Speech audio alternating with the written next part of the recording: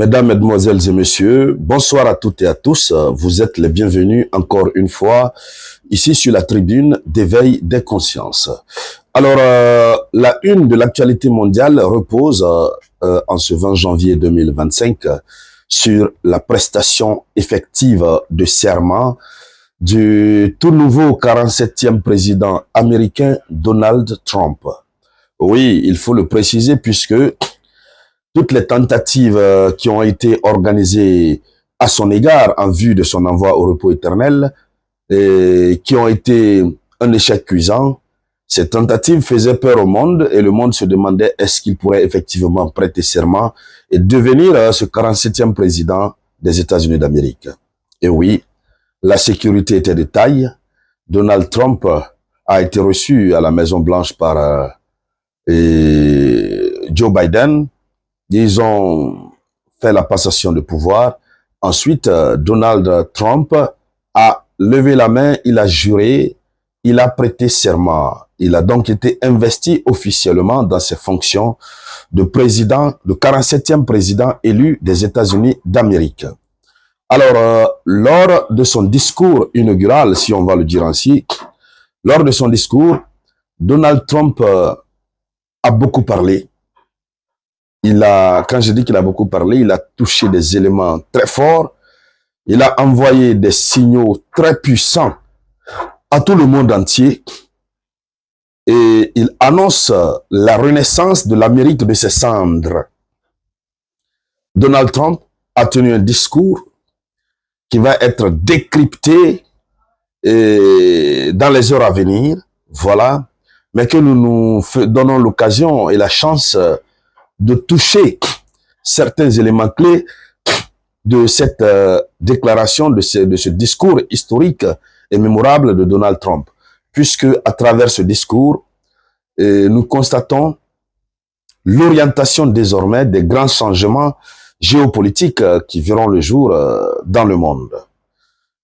Et après tout, l'Amérique reste et demeure pour le moment la plus grande puissance occidentale. C'est de cela qu'il s'agit. Alors, qu'est-ce que Donald Trump a dit?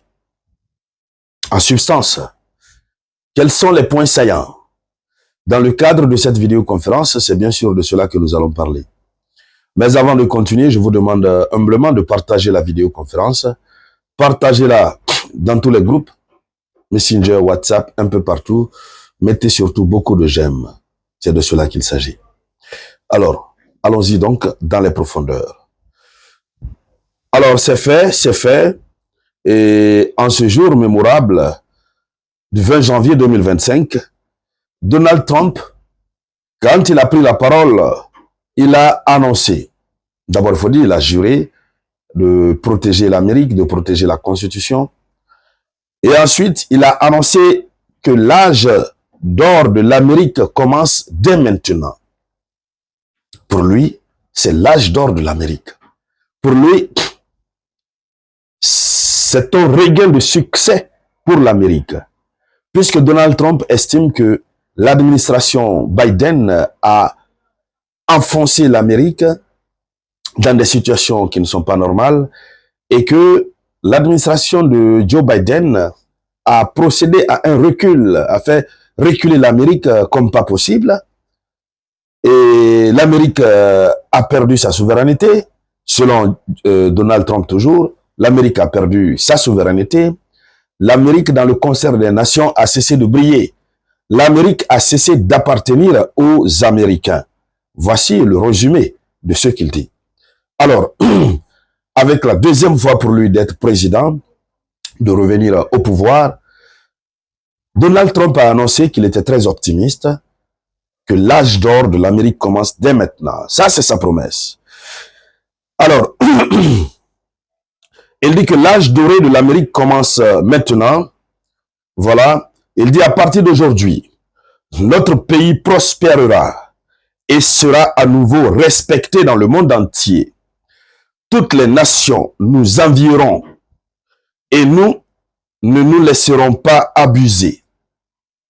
Voici l'une de ses toutes premières déclarations. L'Amérique ne se laissera pas abuser.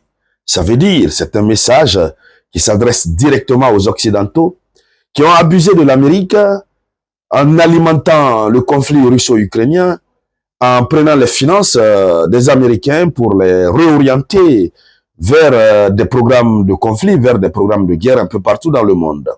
On se souvient encore que ce qui a facilité son accession au pouvoir, c'est parce qu'il a pris le contre-pied de la politique et de l'administration Biden. C'est d'ailleurs ce qui a fait que l'administration Biden a échoué, puisque plusieurs Américains déjà vers fin 2023, début 2024, plusieurs Américains avaient organisé des mobilisations dans les grandes rues des États-Unis d'Amérique, que ce soit à Washington DC, au Times Square, un peu partout, pour dénoncer le fait que les Américains peinaient à avoir de quoi manger, mais que le président Biden, avec sa politique de guerre infinie, prenait l'argent du contribuable américain pour financer Volodymyr Zelensky, pour financer la guerre, que ce soit au Moyen-Orient, au Proche-Orient, en Ukraine et un peu partout.